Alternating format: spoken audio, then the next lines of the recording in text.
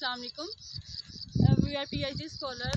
हम department of botany ज़रिए university Faisalabad से पीएचडी के स्टूडेंट्स हैं और हमने अपना एक्सपेरिमेंट लगाया हुआ है एग्रोनॉमी फार्म ज़रिए यूनिवर्सिटी फैसलाबाद में। ज़रिए यूनिवर्सिटी फैसलाबाद पाकिस्तान की और एशिया की नंबर 1 यूनिवर्सिटी है।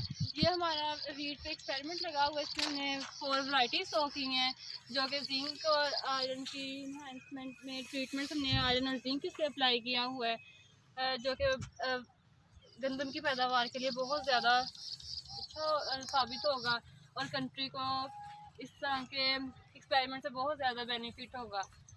ये वीट की प्रोडक्शन के लिए बहुत ज़्यादा एसेंशियल है।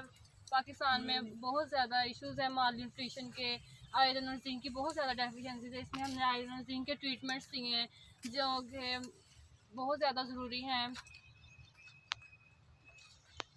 इससे फूड सिक्योरिटी में बहुत ज़्यादा फ़ायदा होगा कंट्री को। ये हम वाज़ेह फ़र्क नज़र आ रहा है डिफरेंट ब्लॉक्स में जिसमें हमने ट्रीटमेंट्स दिए हैं। उसमें पैदावार बहुत ज़्यादा अच्छी आई हुई है इसकी गंदम की, बहुत ज़्यादा।